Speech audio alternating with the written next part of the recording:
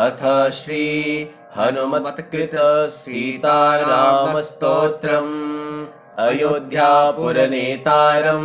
मिथिलापुरनायिकां राघवाणामलङ्कारं वैदेहानामलङ्क्रियां रघूणां कुलदीपं च निमीनां कुलदीपिकां सूर्यवंशसमुद्भूतं सोमवंशसमुद्भवां पुत्रं दशरथस्याद्यं पुत्रीं जनकभूपतेः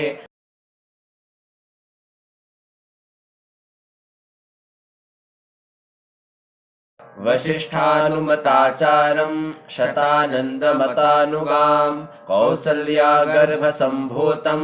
वेदिगर्भोदितां स्वयं पुण्डरीकविशालाक्षं स्फुरदिन्दीवरेक्षणां चन्द्रकान्ताननां भोजं चन्द्रबिम्बोपमाननां मत्तमातङ्गगमनं मत्तहंसवधूगतां चन्दनार्द्रभुजा मध्यं कुङ्कुमार्द्रकुचस्थलीं चापालङ्कृतहस्ताब्जं पद्मालङ्कृतपाणिकां शरणागतगोप्तारं प्रणिपादप्रसादिकां कालमेघनिभं रामं कार्तस्वरसमप्रभां दिव्यसिंहासनासीनं दिव्यस्रग्वस्त्रभूषणाम् अनुक्षणं कटाक्षाभ्याम् अन्योन्येक्षणकाङ्क्षिणौ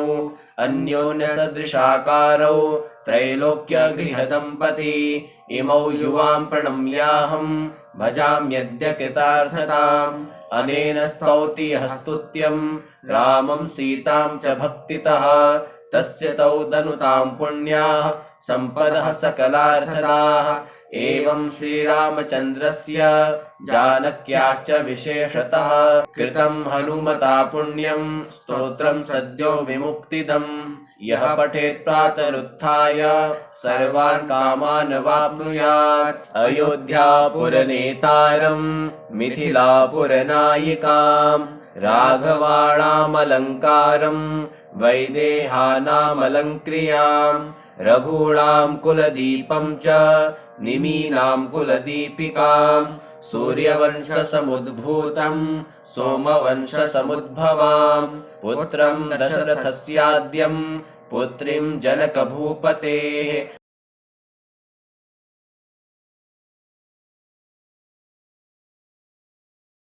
वसिष्ठानुमताचारं शतानन्दमतानुगां कौसल्यागर्भसम्भूतं वेदिगर्भोदितां स्वयं पुण्डरीकविशालाक्षं स्फुरदिन्दीवरेक्षणां चन्द्रकान्ताननां भोजं चन्द्रबिम्बोपमाननां मत्तमातङ्गगमनं मत्तहंसवधूगतां चन्दनार्द्रभुजा मध्यं कुङ्कुमार्द्रकुचस्थलीं चापालङ्कृतहस्ताब्जं पद्मालङ्कृतपाणिकां शरणागतगोप्तारं प्रणिपादप्रसादिकां कालमेघनिभं रामं कार्तस्वरसमप्रभां दिव्यसिंहासनासीनं दिव्यस्रग्वस्त्रभूषणाम् अनुक्षणं कटाक्षाभ्याम् अन्योन्येक्षणकाङ्क्षिणौ अन्योन्यसदृशाकारौ त्रैलोक्यगृहदम्पती इमौ युवां प्रणम्याहं भजाम्यद्य कृतार्थताम् अनेन स्तौति यः स्तुत्यं रामं सीतां च भक्तितः तस्य तौ दनुतां पुण्याः सम्पदः सकलार्थदाः एवं श्रीरामचन्द्रस्य जानक्याश्च विशेषतः कृतं हनुमता पुण्यं स्तोत्रं सद्यो विमुक्तिदम् यः पठेत् प्रातरुत्थाय सर्वान् कामान् वाप्नुयात् अयोध्यापुरनेतारं मिथिलापुरनायिकां राघवाणामलङ्कारं वैदेहानामलङ्क्रियां रघूणां कुलदीपं च निमीनां कुलदीपिकां सूर्यवंशसमुद्भूतं सोमवंशसमुद्भवां पुत्रं दशरथस्याद्यं पुत्रीं जनकभूपतेः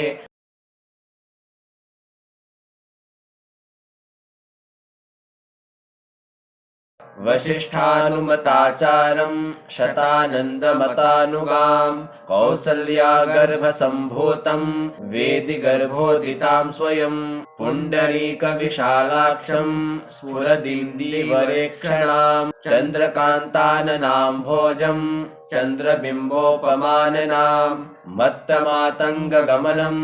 मत्तहंसवधूगताम् चन्दनार्द्रभुजा मध्यम् कुङ्कुमार्द्रकुचस्थलीम् चापालङ्कृतहस्ताब्जम् पद्मालङ्कृतपाणिकाम् शरणागतगोप्तारम् प्रणिपादप्रसादिकाम् कालमेघनिभम् रामम् कार्तस्वरसमप्रभाम् दिव्यसिंहासनासीनम् दिव्यसृग्वस्त्रभूषणाम् अनुक्षणम् कटाक्षाभ्याम् अन्योन्येक्षणकाङ्क्षिणौ अन्योन्यसदृशाकारौ त्रैलोक्यगृहदम्पती इमौ युवां प्रणम्याहम् भजाम्यद्य कृतार्थताम् अनेन स्तौति यः स्तुत्यम् रामं सीतां च भक्तितः तस्य तौ दनुतां पुण्याः सम्पदः सकलार्थदाः एवं श्रीरामचन्द्रस्य जानक्याश्च विशेषतः कृतं हनुमता पुण्यं स्तोत्रं सद्यो विमुक्तिदम् यः पठेत् प्रातरुत्थाय सर्वान् कामान् वाप्नुयात् अयोध्यापुरनेतारं मिथिलापुरनायिकां राघवाणामलङ्कारं वैदेहानामलङ्क्रियां रघूणां कुलदीपं च निमीनां कुलदीपिकां सूर्यवंशसमुद्भूतं सोमवंशसमुद्भवां पुत्रं दशरथस्याद्यं पुत्रीं जनकभूपतेः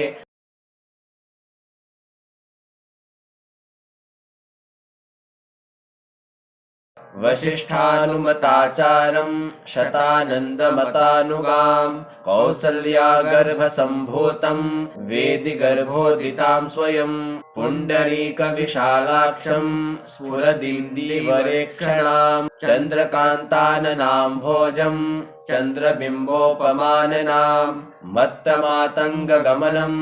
मत्तहंसवधूगताम् चन्दनार्द्रभुजा मध्यम् कुङ्कुमार्द्रकुचस्थलीम् चापालङ्कृतहस्ताब्जम् पद्मालङ्कृतपाणिकाम् शरणागतगोप्तारम् प्रणिपादप्रसादिकाम् कालमेघनिभम् रामम् कार्तस्वरसमप्रभाम् दिव्यसिंहासनासीनम् दिव्यसृग्वस्त्रभूषणाम् अनुक्षणम् कटाक्षाभ्याम् अन्योन्येक्षणकाङ्क्षिणौ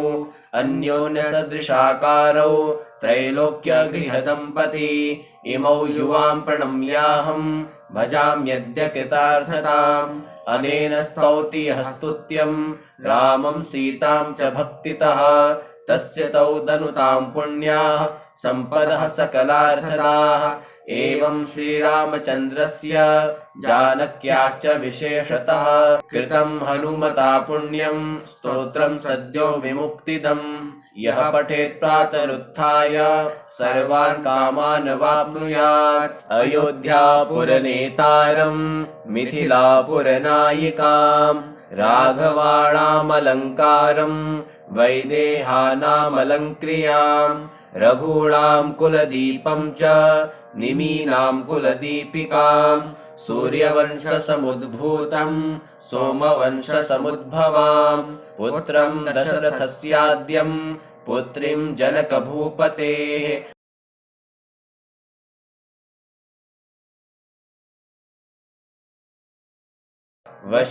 वसिष्ठानुमताचारं शतानन्दमतानुगां कौसल्या गर्भसम्भूतं वेदि गर्भोदितां स्वयं पुण्डरीकविशालाक्षं स्फुरदिन्दीवरेक्षणां चन्द्रकान्ताननां भोजं चन्द्रबिम्बोपमाननां मत्तमातङ्गगमनं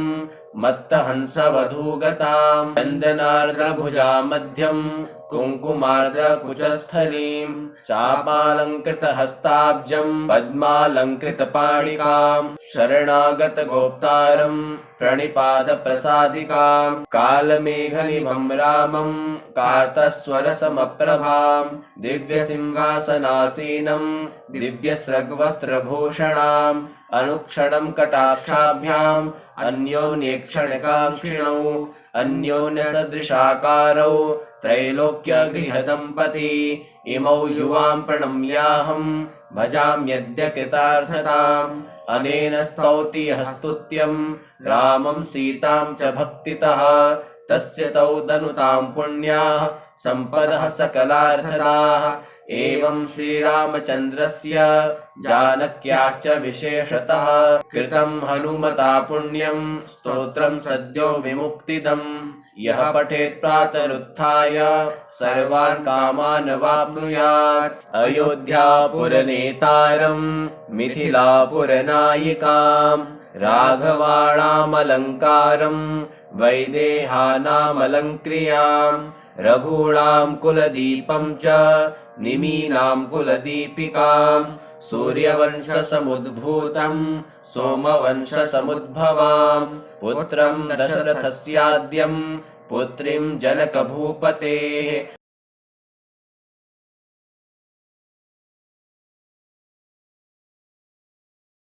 वसिष्ठानुमताचारं शतानन्दमतानुगां कौसल्यागर्भसम्भूतं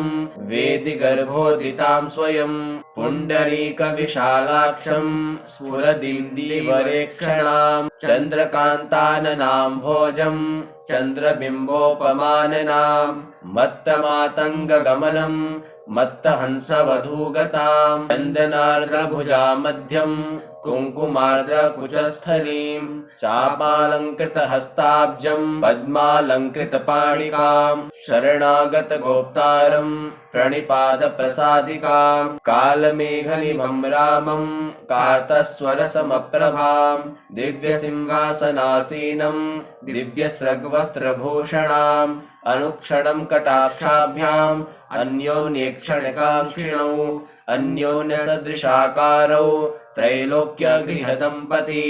इमौ युवां प्रणम्याहं भजाम्यद्य कृतार्थताम् अनेन स्तौति यः स्तुत्यं रामं सीतां च भक्तितः तस्य तौ दनुतां पुण्याः सम्पदः सकलार्थदाः एवं श्रीरामचन्द्रस्य जानक्याश्च विशेषतः कृतं हनुमता पुण्यं स्तोत्रं सद्यो विमुक्तिदम् यः पठेत् प्रातरुत्थाय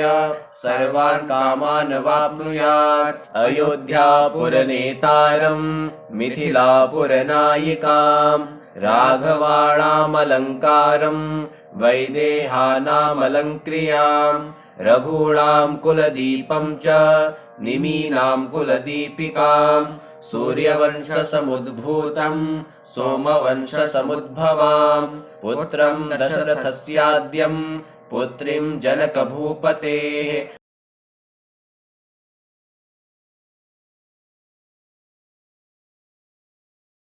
वसिष्ठानुमताचारं शतानन्दमतानुगां कौसल्यागर्भसम्भूतं वेदिगर्भोदितां स्वयं पुण्डरीकविशालाक्षं स्फुरदिन्दीवरेक्षणां चन्द्रकान्ताननां भोजं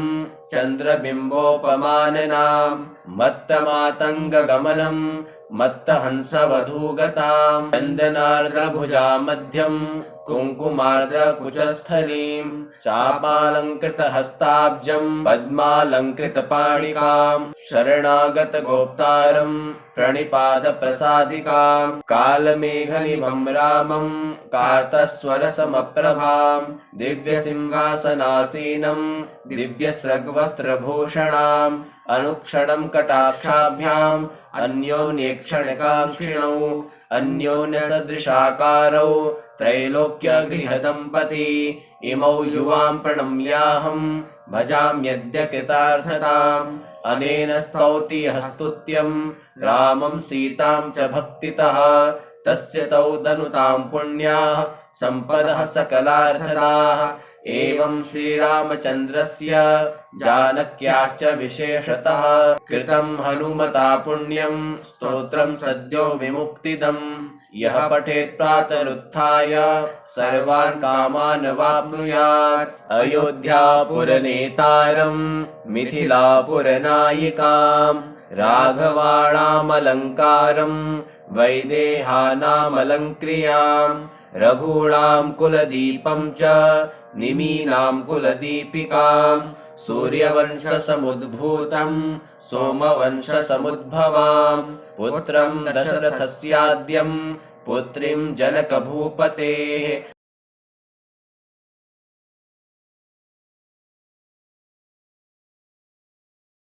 वसिष्ठानुमताचारं शतानन्दमतानुगां कौसल्यागर्भसम्भूतं वेदिगर्भोदितां स्वयं पुण्डरीकविशालाक्षं स्फुरदिन्दीवरेक्षणां चन्द्रकान्ताननां भोजं चन्द्रबिम्बोपमाननां मत्तमातङ्गगमनं मत्तहंसवधूगतां चन्दनार्द्रभुजा मध्यं कुङ्कुमार्द्रकुचस्थलीं चापालङ्कृतहस्ताब्जं पद्मालङ्कृतपाणिकां शरणागतगोप्तारं प्रणिपादप्रसादिकां कालमेघनिभं रामं कार्तस्वरसमप्रभां दिव्यसिंहासनासीनं दिव्यसृग्वस्त्रभूषणाम् अनुक्षणं कटाक्षाभ्याम् अन्योन्येक्षणकाङ्क्षिणौ अन्योन्यसदृशाकारौ त्रैलोक्यगृहदम्पती इमौ युवां प्रणम्याहं भजाम्यद्य कृतार्थताम् अनेन स्तौति यः स्तुत्यं रामं सीतां च भक्तितः तस्य तौ दनुतां पुण्याः सम्पदः सकलार्थदाः एवं श्रीरामचन्द्रस्य जानक्याश्च विशेषतः कृतं हनुमता पुण्यं स्तोत्रं सद्यो विमुक्तिदम् यः पठेत् प्रातरुत्थाय सर्वान् कामान् वाप्नुयात् अयोध्यापुरनेतारं मिथिलापुरनायिकां राघवाणामलङ्कारं वैदेहानामलङ्क्रियां रघूणां कुलदीपं च निमीनां कुलदीपिकां सूर्यवंशसमुद्भूतं सोमवंशसमुद्भवां पुत्रं दशरथस्याद्यं पुत्रीं जनकभूपतेः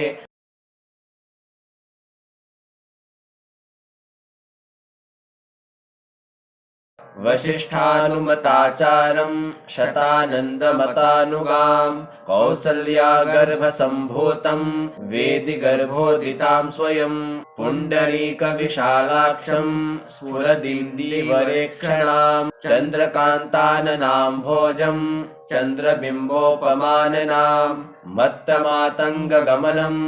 मत्तहंसवधूगतां चन्दनार्द्रभुजा मध्यं कुङ्कुमार्द्रकुचस्थलीं चापालङ्कृतहस्ताब्जं पद्मालङ्कृतपाणिकां शरणागतगोप्तारं प्रणिपादप्रसादिकां कालमेघनिभं रामं कार्तस्वरसमप्रभां दिव्यसिंहासनासीनं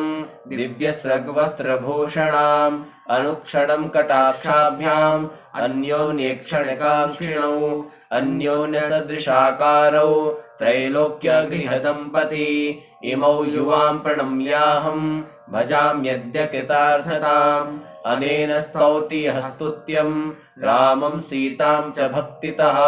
तस्य तौ दनुतां पुण्याः सम्पदः सकलार्थदाः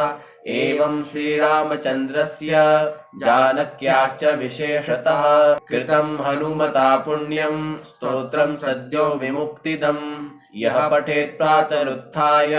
सर्वान् कामान् वाप्नुयात् अयोध्यापुरनेतारं मिथिलापुरनायिकां राघवाणामलङ्कारं वैदेहानामलङ्क्रियां रघूणां कुलदीपं च निमीनां कुलदीपिकां सूर्यवंशसमुद्भूतं सोमवंशसमुद्भवां पुत्रं दशरथस्याद्यं पुत्रीं जनकभूपतेः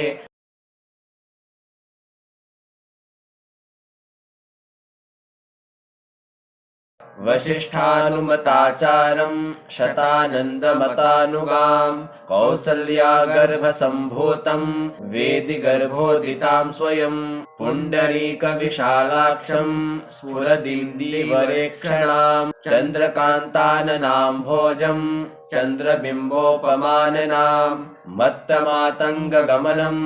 मत्तहंसवधूगताम् चन्दनार्द्रभुजा मध्यम् कुङ्कुमार्द्रकुचस्थलीम् चापालङ्कृतहस्ताब्जम् पद्मालङ्कृतपाणिकाम् शरणागतगोप्तारम् प्रणिपादप्रसादिकाम् कालमेघनिभम् रामम् कार्तस्वरसमप्रभाम् दिव्यसिंहासनासीनम् दिव्यसृग्वस्त्रभूषणाम् अनुक्षणम् कटाक्षाभ्याम् अन्योन्येक्षणकाङ्क्षिणौ अन्योन्यसदृशाकारौ त्रैलोक्यगृहदम्पती इमौ युवां प्रणम्याहम् भजाम्यद्य कृतार्थताम् अनेन स्तौति यः स्तुत्यम् रामं सीतां च भक्तितः तस्य तौ दनुतां पुण्याः सम्पदः सकलार्थदाः एवं श्रीरामचन्द्रस्य जानक्याश्च विशेषतः कृतं हनुमता पुण्यं स्तोत्रं सद्यो विमुक्तिदम् यः पठेत् प्रातरुत्थाय सर्वान् कामान् वाप्नुयात् इति हनुमत्कृत सीतारामस्तोत्रं सम्पूर्णम्।